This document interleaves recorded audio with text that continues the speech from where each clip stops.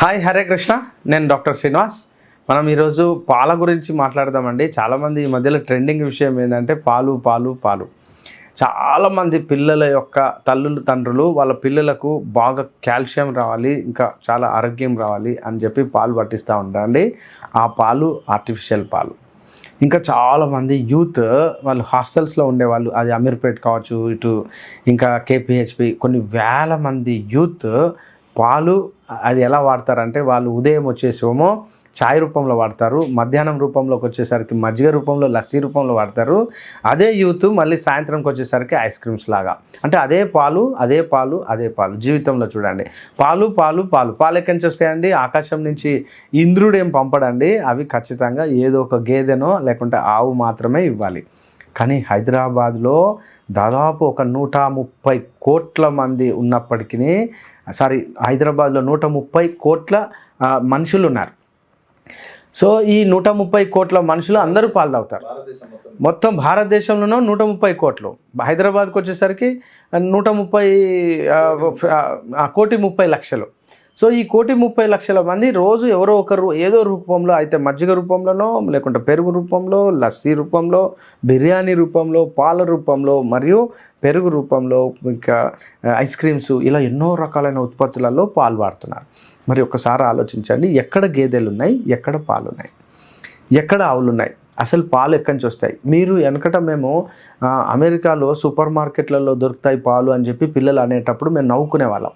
కానీ ఈరోజు మనం అందరం ఆలోచిస్తే ప్రతి పిల్లవాడిని పాలు ఎక్కడి నుంచి వస్తాయి అంటే వాళ్ళు కూడా చెప్పే పరిస్థితి ఉంది, పాల ప్యాకెట్ల నుంచి వస్తాయి. ఒక్కసారి మీరు ఆలోచించండి, పాలు అడల్టరేటెడ్, పూర్తి విషపూరితమైన కల్తీ పాలండి. ఏ పాలను నమ్మడానికి లేనటువంటి పరిస్థితి ఇప్పుడు ఉన్నది. సో మరి పాల వల్ల ఇమ్మీడియట్లీ మనకు ఎటువంటి ప్రాబ్లమ్స్ రాకున్నా, కానీ నేను ఈ మధ్యలో ఒకటి గమనించాను. అదేంటంటే అది చాలా సీక్రెట్ విషయం. ఈ మధ్య బ్లేడ్స్ ఉన్నాయి కదండి, మామూలుగా షేవింగ్ బ్లేడ్స్, ఒక 100 బ్లేడ్లు అమ్ముడు పోతే ఆ 100 బ్లేడ్లలో 100% అంటే 150 బ్లేడ్లు ఆడవాళ్ళు వాడుతున్నారు. అంటే దీని అర్థం ఏంటి? షేవింగ్ మగవాళ్ళకే కాకుండా ఆడవాళ్లకు చాలా తప్పనిసరి పరిస్థితిగా ఉండబోయింది. ఎందుకు? వాళ్ళందరికీ హార్మోనల్ ఇంబ్యాలెన్సెస్ వచ్చాయి. ఆడవాళ్ళందరూ ఈ మధ్యలో బాగా అంటే భర్తను వదిలేసి లేకుంటే ఇంకా చెప్పాలంటే తొందరగా టెంప్ట్ కావడం, తొందరగా ప్రియునితోటి సంబంధాలు పెట్టుకోవడం, ఇంకా చంపేయడం, తర్వాత విషయం అంటే చంపడమే. ఈ మధ్యలో చూస్తున్నా కదా, ప్రతిరోజు భర్తను చంపిన భార్య ప్రియుని యొక్క వానితో సంబంధం పెట్టుకొని వాడు ఆమె ఇద్దరు కలిసి చంపుడు. మరి కాన్సిక్వెన్సెస్ అంటే ఏం జరుగుతూ ఉంది అంటే నెక్స్ట్ ఏం జరుగుతుంది అనేది వాళ్ళు ఆలోచించట్లే. మళ్ళీ చంపేదేందో మామూలుగా చంపట్లా, కానీ ముక్కలు చేయడం ఏంట్రా ఆయన? అసలు మీరు ఒకసారి ఆలోచించండి, ఎందుకు జరుగుతూ ఉంది ముక్కలు చేయడము? అంత కసి ఎందుకు వస్తుందంటే చంపేదాకా ఒక పద్ధతి, చంపిన తర్వాత ఆ శవాన్ని ఎలా మాయం చేయాలనేటువంటి నెక్స్ట్ ప్లాన్లోకి వెళ్ళిపోతున్నారు. ఆ శవాన్ని మాయం చేసేటువంటి పరిస్థితిలో మొత్తం ఆ ముక్కలను ఉడకబెట్టడాలు, కరగబెట్టడాలు, అసలు ఏం జరుగుతూ ఉంది, అసలు ఎటుపోతున్నాం? ఇదన్నిటికీ కారణం ఏంటంటే అడల్టరేటెడ్ పాలు.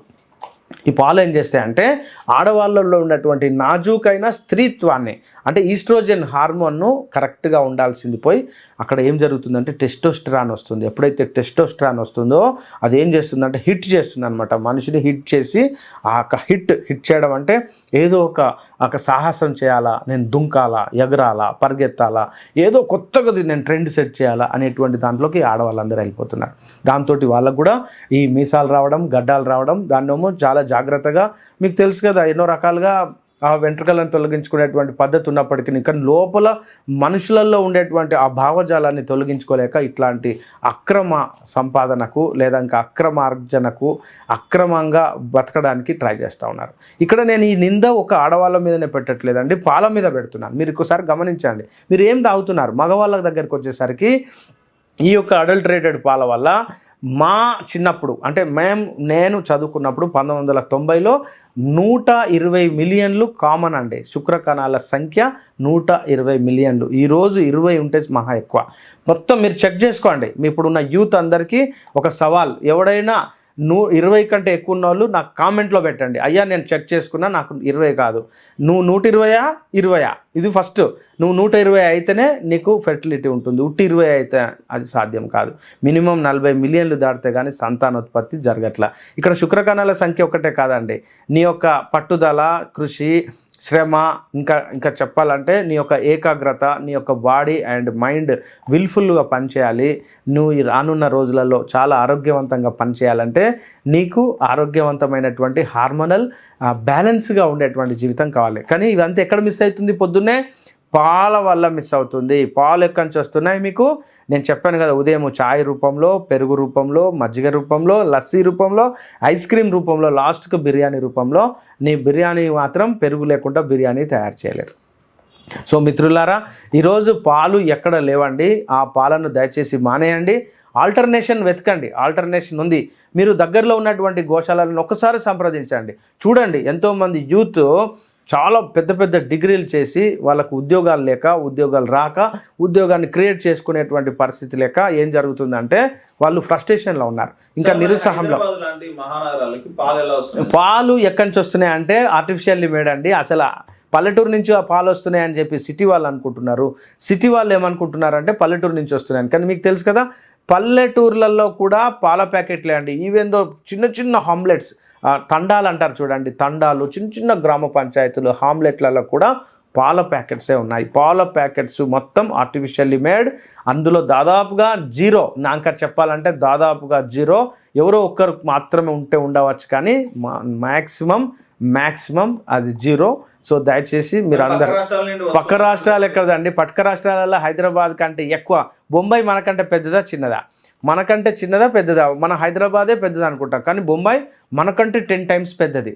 మనకంటే 10 టైమ్స్ పెద్దది. మహారాష్ట్రలో బొంబాయికి సరిపోవు, పూనా అంతకంటే చాలా పెద్దది. బొంబాయి, పూనా, భీవండి, సూరత్, లేకుంటే చెప్పాలంటే అహ్మదాబాద్, అటు మనం అనుకుంటాం పాలు అంటే గుజరాత్ అని. కాదండి, గుజరాత్లోనే పాల స్కేర్సిటీ ఉంది, రాజస్థాన్లో పాల స్కేర్సిటీ ఉంది, మధ్యప్రదేశ్లో పాల స్కేర్సిటీ ఉంది, బీహార్లో, ఛత్తీస్గఢ్లో, లేకుంటే ఇంకా చెప్పాలంటే ఒరిస్సాలో, ఎక్కడ పాలు అక్కడ వాళ్ళకు సరిపోనటువంటి పరిస్థితి ఉంది. భారతదేశంలో 170% కంటే పైగా పాలు మొత్తం పార్లమెంటరీ బోర్డే ఒప్పుకుంది ఆ పాలు డూప్లికేట్ పాలని. సో మిత్రులారా, మీరందరూ పాలను మర్చిపోండి, ఆర్టిఫిషియల్ పాలను ఇంకా మర్చిపోండి. మీరు పాలు కావాలనుకుంటే మీరు సొంతంగా ఒక ఫామ్ స్టార్ట్ చేయండి. అది మీకు ఎంతో సంపన్నమైనటువంటి దేశీ ఆవు పాలకు సంబంధించి మీరు డిమాండ్ ఉంది. ఆ డిమాండ్ ఉన్నప్పటికీ మీరు లోకల్గా ఉన్నటువంటి ఆర్గానిక్ స్టోర్స్ను కానీ, న్యాచురల్ స్టోర్స్ కానీ, గోశాలను సందర్శించి అక్కడి నుంచి పాలు రాబట్టే ప్రయత్నం చేయండి. లేదా మనమే ఒకటి తయారు చేసుకోవచ్చు. ఎంతోమంది యూత్ వాళ్ళు ఉద్యోగాలు లేక, ఉద్యోగాలు రాకుండా ఉన్నారు కదా, వాళ్ళందరికీ వ్యవసాయ సంబంధం ఉంది. అందరూ కొంచెం ప్రాక్టీస్ చేసి గోశాలలు కనుక స్టార్ట్ చేసి మనం పాలను కనుక ఉత్పత్తి, మంచి మెరుగైన పాలు కనుక ఇస్తే ఖచ్చితంగా డిమాండ్ ఉంటుంది. ఆ డిమాండ్కు తగ్గట్టుగా మనకు లాస్ ఉండదు. ఎప్పుడు కూడా పాడి మరియు పంట లాస్ ఉండదండి. మనం ఎప్పుడైతే ఓవర్ ఎక్స్పెక్ట్ చేస్తామో అప్పుడు మాత్రమే మనకు అది లాస్ వస్తుంది. సో మిత్రులారా, మనము ఖచ్చితంగా లోకల్గా ఉన్నటువంటి దేశీ ఆవు పాల సంతతిని పెంచుదాం. దేశీ ఆవు పాలకు సంబంధించినటువంటి పాలను, ఆ ప్రొడక్ట్స్నే మనం వాడదాం దగ్గరలో. So say no to adulterated milk, say no to adulterated milk. So milk అనేది మనకు ఒక సంపూర్ణ పౌష్టికాహారం అని మనం విన్నాం. మనము అదే విధంగా మన పిల్లలకు కానీ, మన పెద్దవాళ్ళకు కానీ, మన యొక్క ఎల్డర్స్ కానీ మనం వాడదాం. హరే కృష్ణ.